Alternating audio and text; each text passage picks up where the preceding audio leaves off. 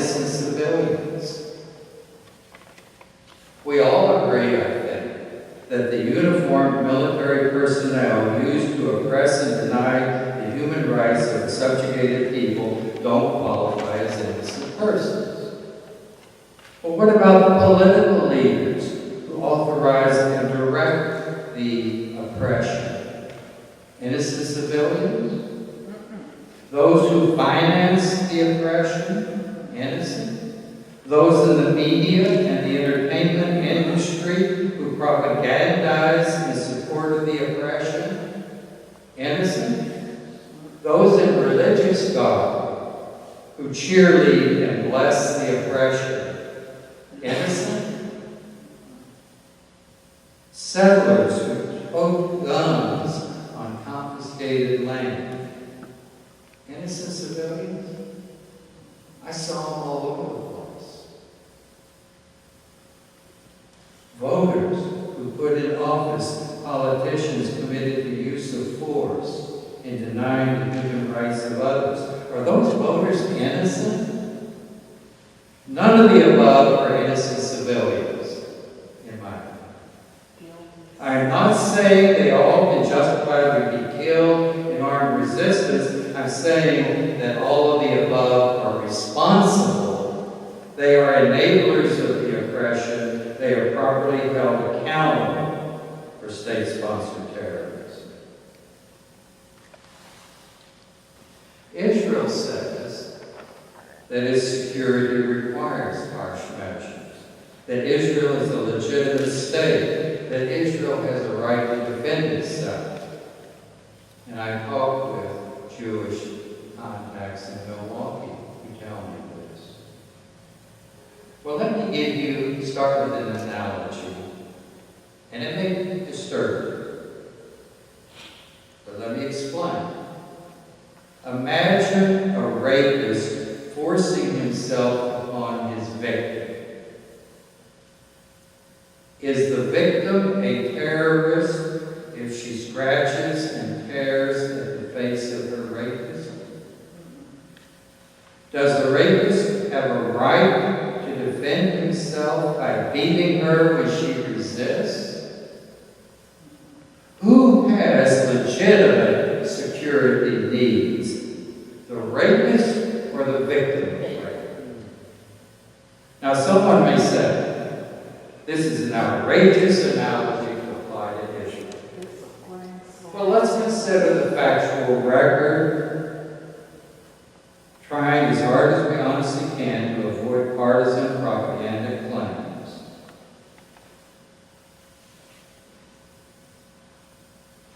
There's much that passes for knowledge about the history of Israel, but a lot of it is mythology.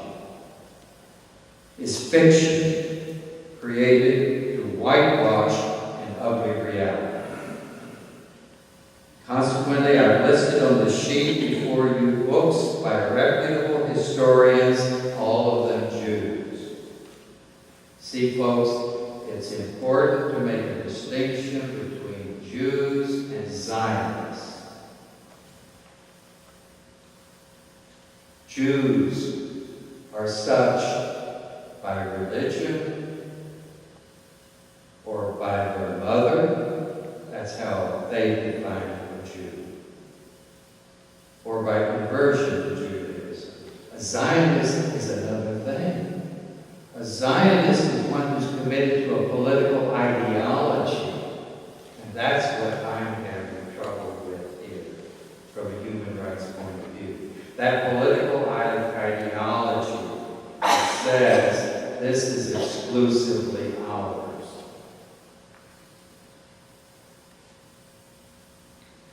If you want to dismiss the sources I've listed there,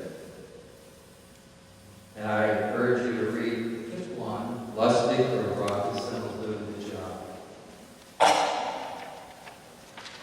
If you say, well, you can find historians on any side of an issue, I say, I defy you to invalidate the history of Israel documented by the likes of Lustig, Robinson, Papay, Schlemm, Seged, Lapan, Sturdner, Bet Halami.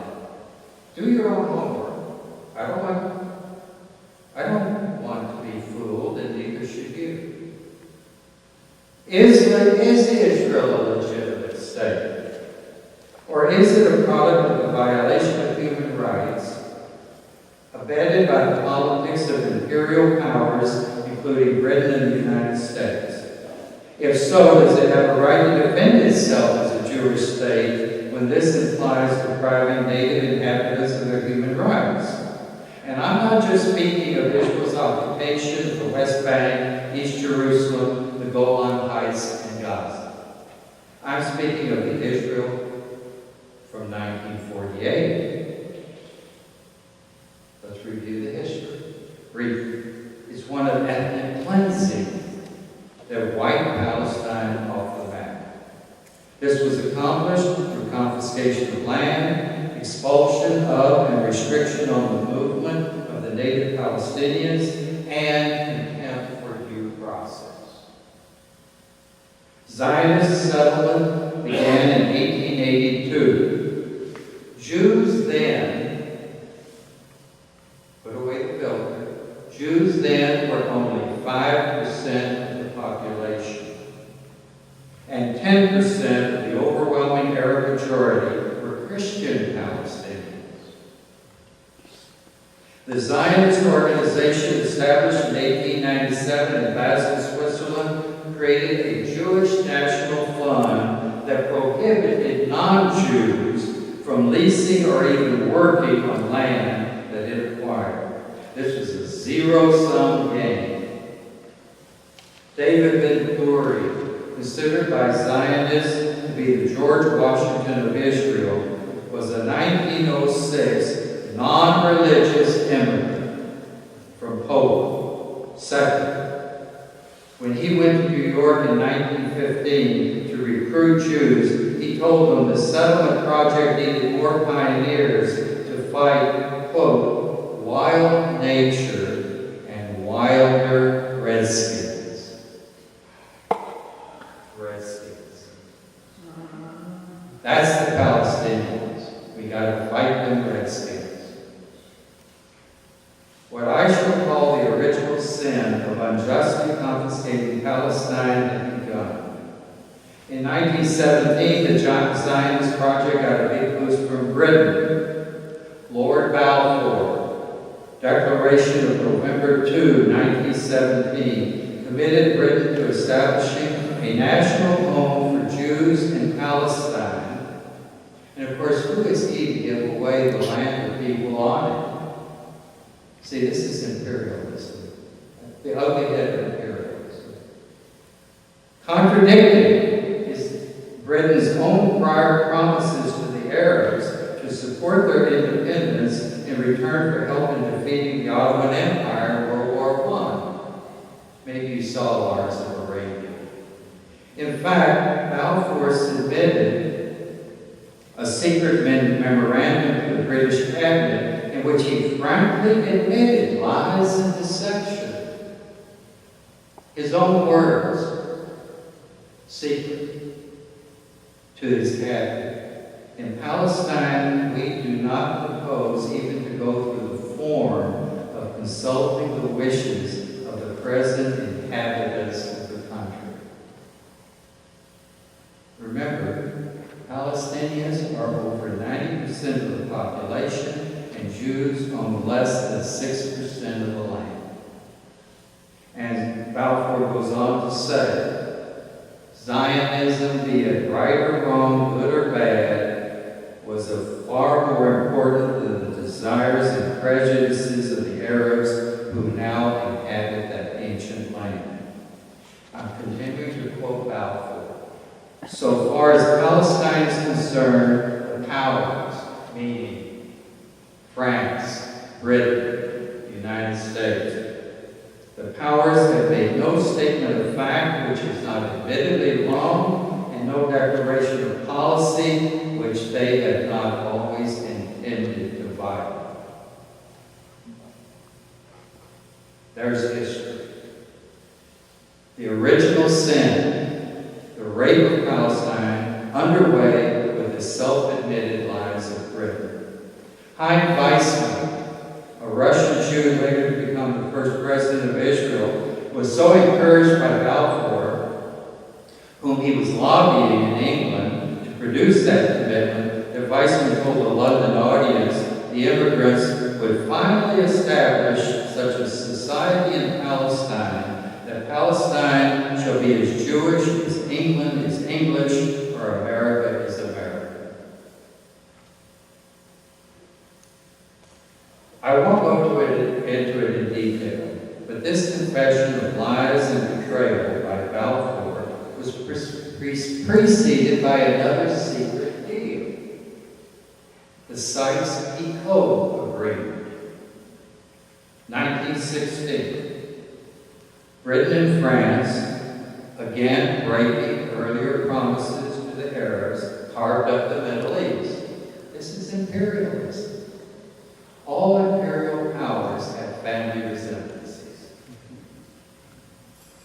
Carve up the Middle East, including Lebanon and Syria, Iraq and Transjordan, between them.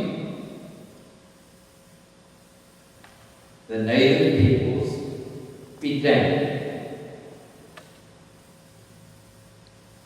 Human rights, a victim of politics.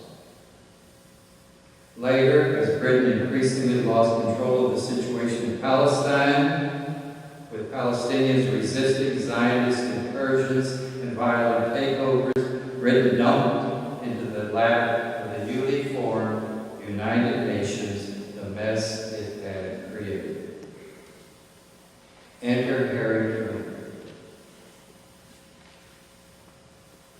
the U.S. president who had shortly before committed the war crime of incinerating the civilian populations of two cities in Japan, Hiroshima and Nagasaki. And there is another controversial claim for many people. Truman was later deposed that he was Cyrus the Great, twisting the arms of enough countries in the General Assembly of the UN to create the bare majority needed for a resolution recommending that Jews be given 57% of the land. Remember, they only owned legally 6%. They're given, according to Truman, they should be given 57% of the land, even though, even at that point, they were only 1/3 of the population. Those minority Jewish inhabitants were mostly foreign-born, encouraged to immigrate by the lie that it was a land without people for a people without land. That was his slogan. Truman, in a tight election battle against Tom Hewitt, maybe you remember, was courting the Jewish vote. I've always said prostitution is legal in Washington, D.C.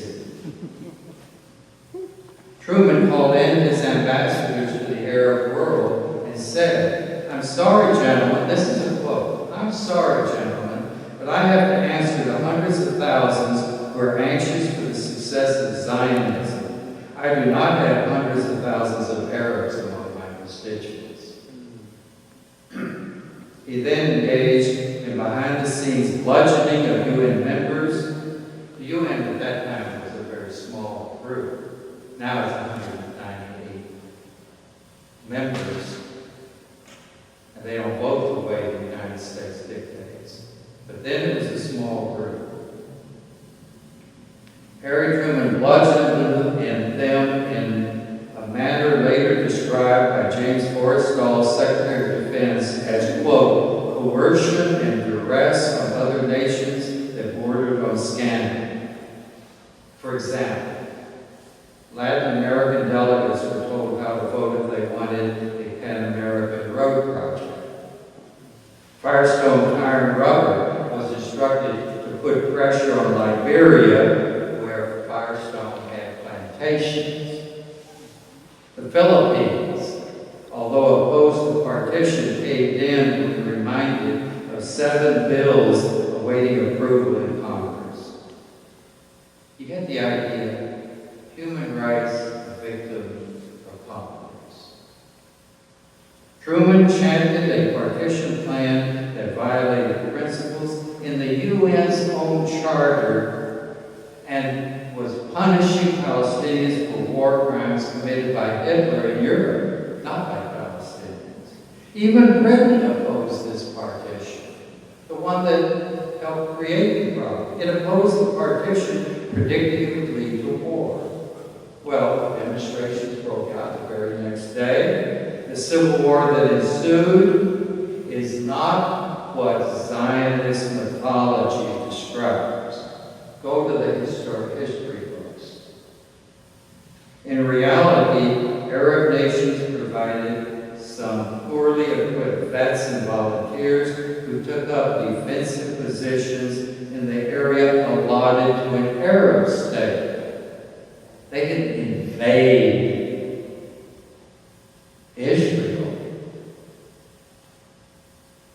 And there were 10,000 of these volunteers against 50,000 Zionist fighters, largely trained by the British, whose leaders had plans to take over Palestine ever since 1937. Ben-Gurion, he became Israel's first prime minister. He never intended to settle for the partition area proposed for the Jews, even though it was the majority of the land, and they were a minority. Plan B, Dalet, fourth letter of the Hebrew alphabet. Plan Dalet called for the massive expulsion of Palestinians, and so, by December of 1948, Jewish forces had confiscated 78% of Palestine and expelled 750,000, half of the Palestinian population. In the process, Jewish forces destroyed 425 Palestinian villages and towns. I've had Palestinian tour guides take me, and as we were on the paths, he would name the villages that used to be there. We have maps. There's one large volume I have, and it's titled Before Their Diaspora, chronicling and picturing the Palestinians on the land before this. The second volume is titled All That Remains. I once visited Samiha Halil, running an orphanage in the West Bank. I asked her about the map on the wall behind her because it was blank. It had the outline of the country, of Palestine. Why is it blank? She said it was a replacement for a map of Palestine that the Israeli commander ordered her to take down. See, the Israeli military controllers.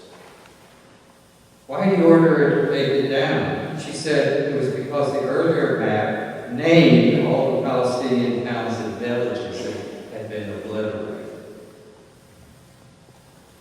This woman was even denied permission by Israeli authorities to attend the funeral of her own husband. It's ironic that Zionists point to the General Assembly recommendation of November 47 as legitimation for its statehood, since David Ben-Gurion declared thereafter that Israel, quote, considers the United Nations resolution of 29 November 1947 as null and void. Why null and void? Because they hadn't finished confiscating land.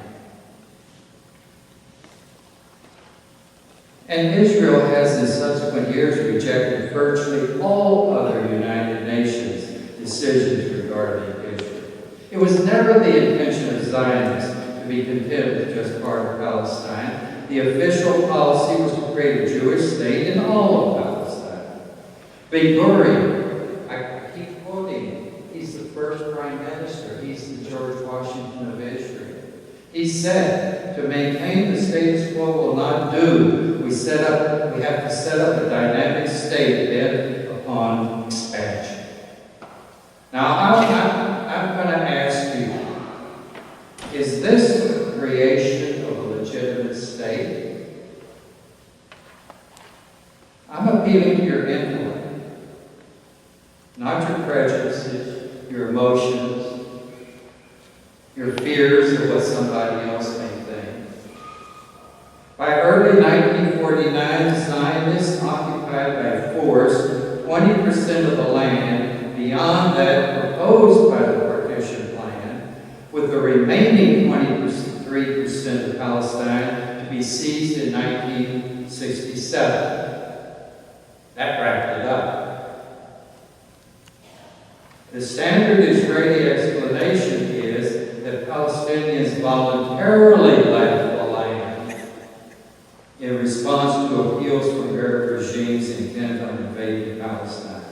You'll always hear that among the claims made by Zionist defenders of Israel. Well, the Palestinians voluntarily left. The Arab countries told them, temporarily get out while we destroy the Jews, and then you can come back in.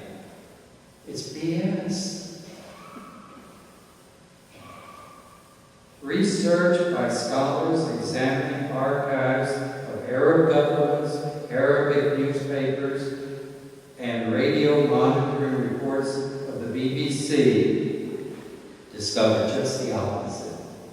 That Arabs and Palestinian authorities had urged the people not to evacuate.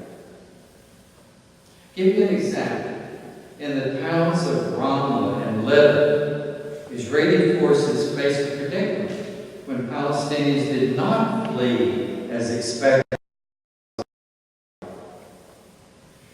Israeli historian Benny Morris, quote, Operation Commander Igal Alon and his deputy Yitzhak Rabin were with Ben-Gurion.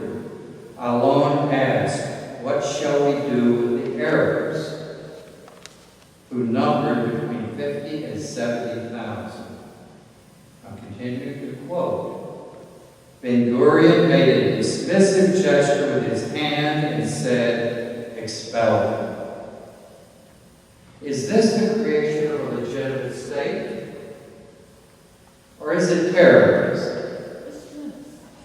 Once the fighting stopped, Israel set about confiscating not only the land of the 750,000 Palestinians who fled or were expelled, but also, over a longer period of time, much of the land of the Palestinians who remained. There was enabling legislation in 1948 that authorized seizure of uncultivated land. A 1949 law permitted expropriation of land for security reasons. A 1950 land transferred property from absentees to the state, with absentee so cleverly defined that it was applicable to half the Palestinians remaining in Israel. Notice this oxymoron, present absentees. A 1953 law cleared up any ambiguity and legitimized all previous confiscation of land, whether or not occurred by due process. Is this the creation of a legitimate state? Confiscated land was transferred to the Jewish National Fund as, quote, the irrevocable patrimony of the Jewish people, eliminating the possibility of sales to Palestinians and mandating its use exclusively by Jews. Now, I'd call that racism. Yes. Land confiscation took place in many creative ways. It's still going on, by the way. I'll talk about the wall, the separation wall, in just a minute. An area, to give you examples, an area of Palestinian-owned agricultural land was declared by the government a closed area under Article 125 of the Emergency meaning the Palestinian owners could not enter it for any reason whatsoever. Then after 3 years, the land was classified as uncultivated and therefore subject to confiscation. Having now passed through the Jewish Land Reserve, the closed area classification was lifted and permission was given to Jewish farmers to cultivate. From 1948, the beginning of this, to 1966, the Palestinians remaining in Israel were placed under the control of a military administration with dictatorial powers. Not the Jews. The Jews were under a civilian administration. But the Palestinians who stayed, military administration.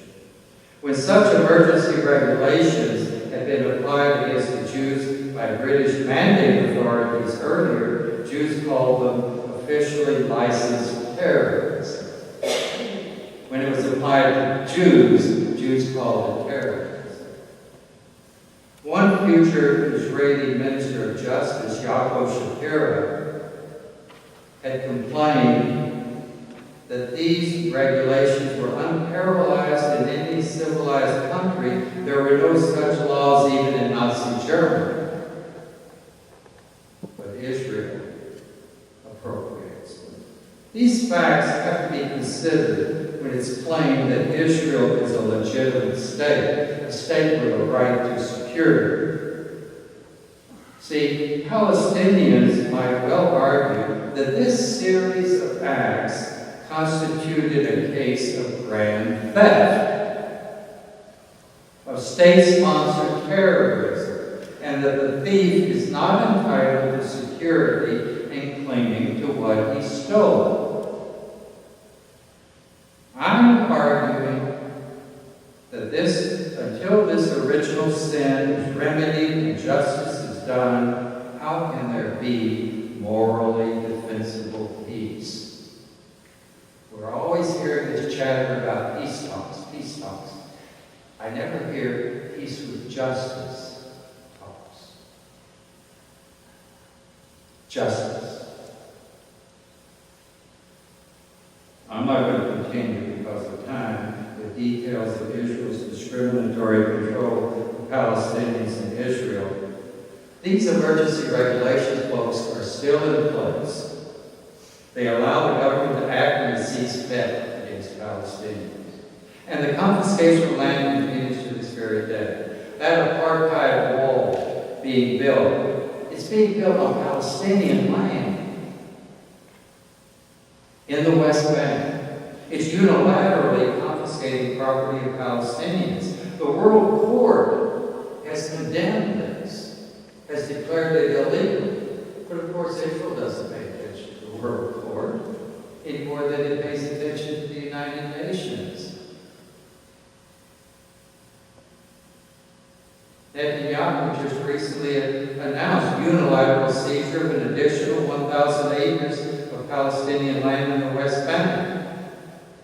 That's the same Netanyahu who, of course, had members of Congress leaping to their feet 27 times to prove their allegiance to him, who said last November 6th, unilateral moves are contrary to agreement.